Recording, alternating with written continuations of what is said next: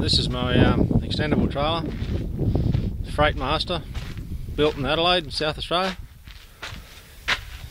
From the front here, this is where it splits, just behind your landing legs. These are the pins under here. This switch here operates this air ram.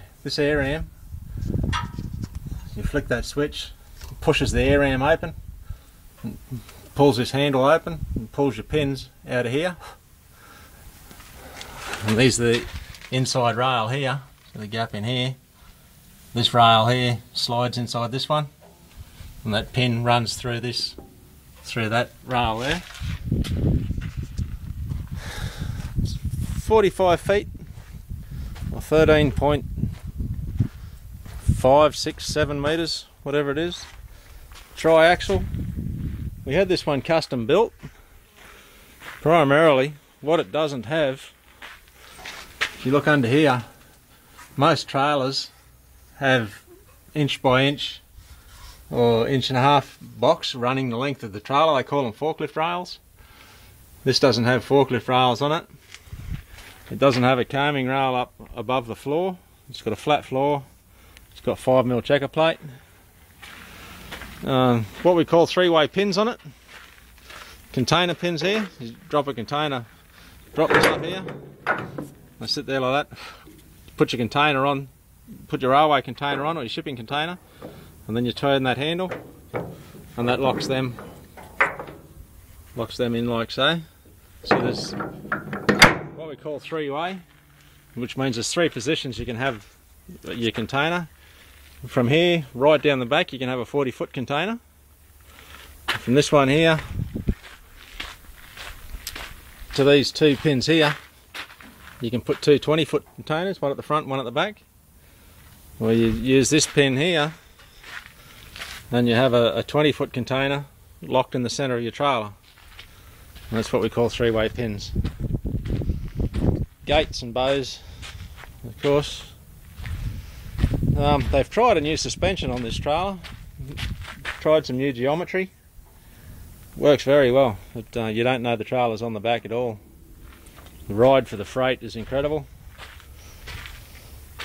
Timber box, all we've got is just the flats going across. We don't have an actual box in there, just cutting down weight. It's on airbags, of course.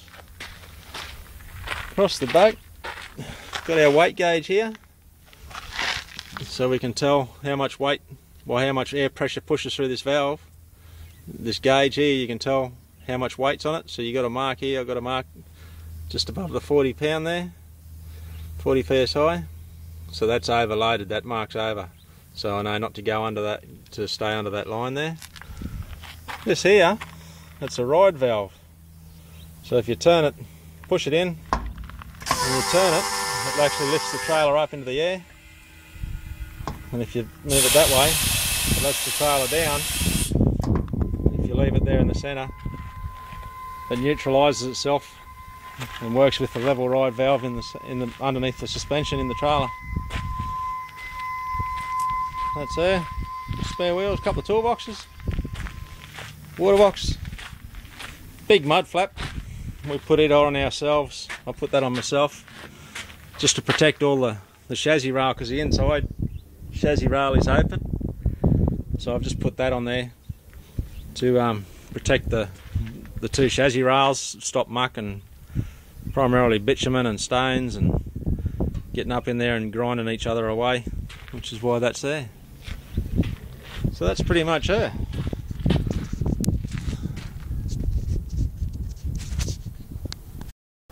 So this is it, fully extended out.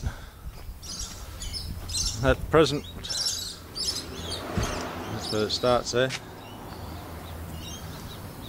At present, pieces of sheets of iron that are on here now, 23 metres long. So they come down here.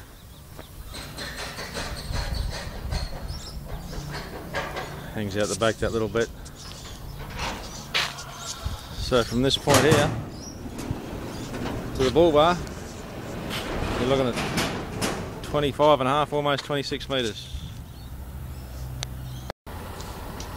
Righto, all set up for transport. Lights and signs up the front, ready to go. Lights and signs, and because it hangs out the back, you got to have a flag on it. It's ready to go. So what we do now is, because we're so long, we got to wait for a pilot vehicle to show up. He's turning up here now, so just a matter of putting her out on the road and going delivering it.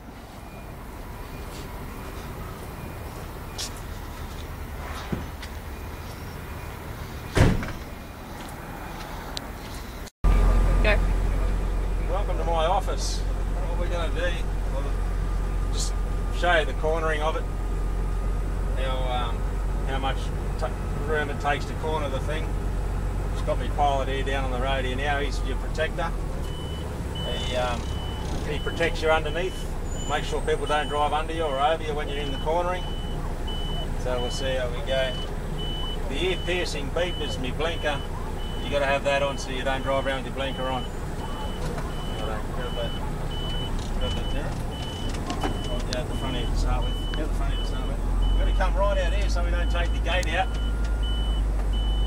Grab the back.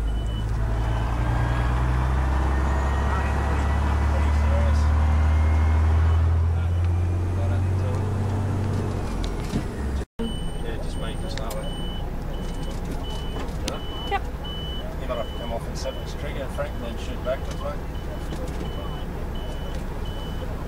To get around these corners, we've got to take it fairly wide, especially in traffic lights situations. So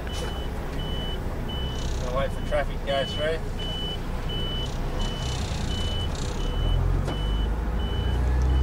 Come right out pretty wide. Wait for these couple.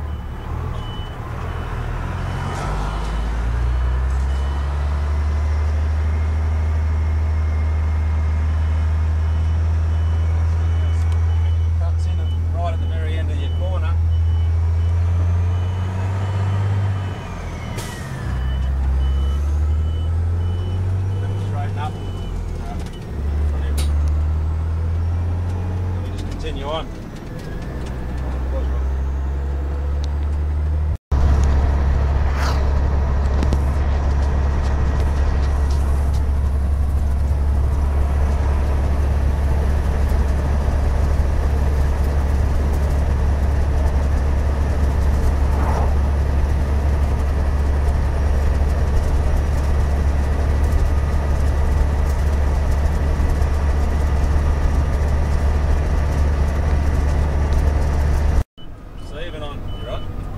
Even on big long sweeping corners, you've still got to keep right over.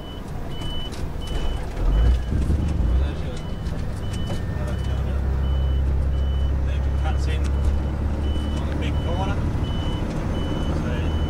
So it takes some getting the old girl around.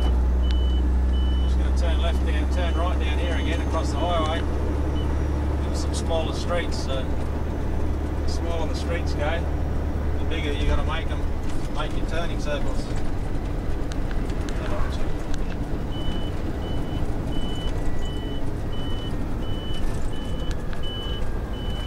Just grab the left, please, Frank.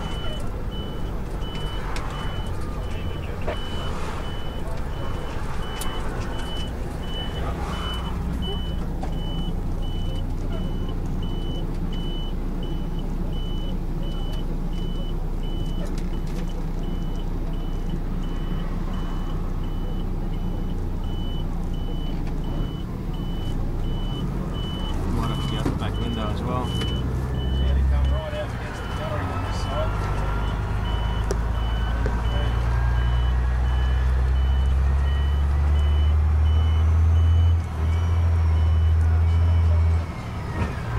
House on the left side there, on the right side.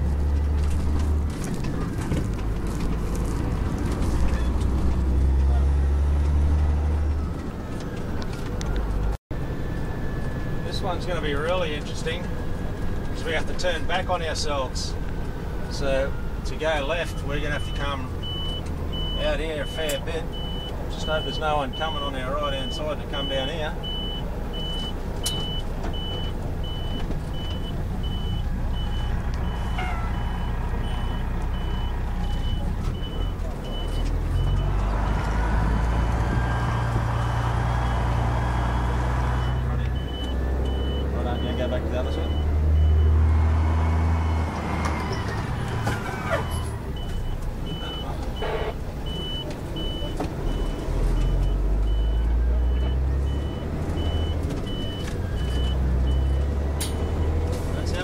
need. That's why you got to take the whole road. Oh, on this one, well, you have to go wide because apart from a little guidepost, it's a power pole. So you have to go wide on this one. We're going to stay wide, as wide as we can.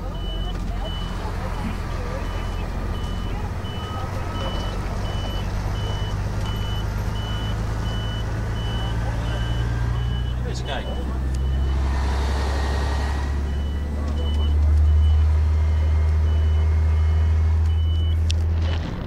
Come up to this. We're almost to the job here now. So we've got this little road. So we're going to get the whole machine over here.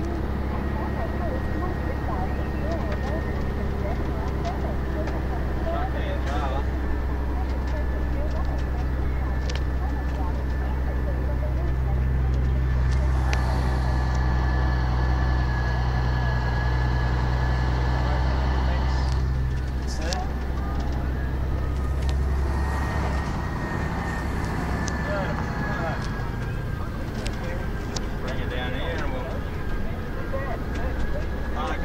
Untie it, and then where the crane's sitting over there, we've got to reverse it into the job. So another couple of little challenges by itself.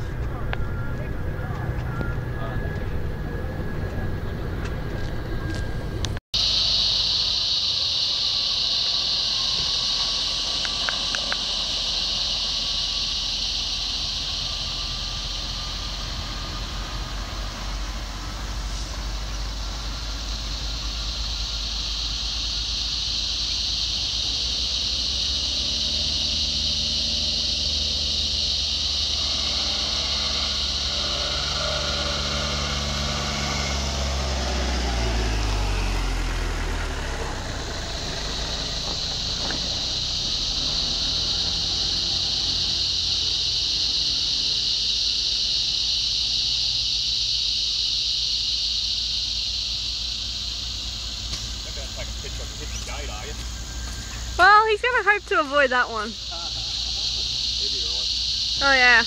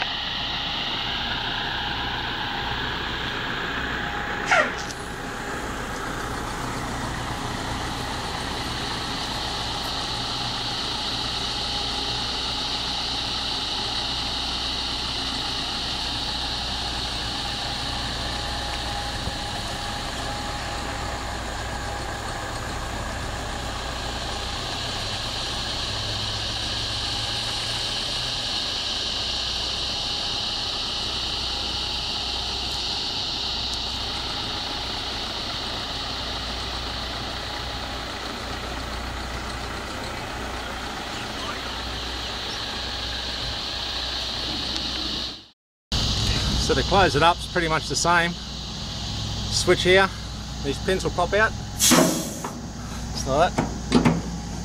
And it's just a matter of backing the trailer in.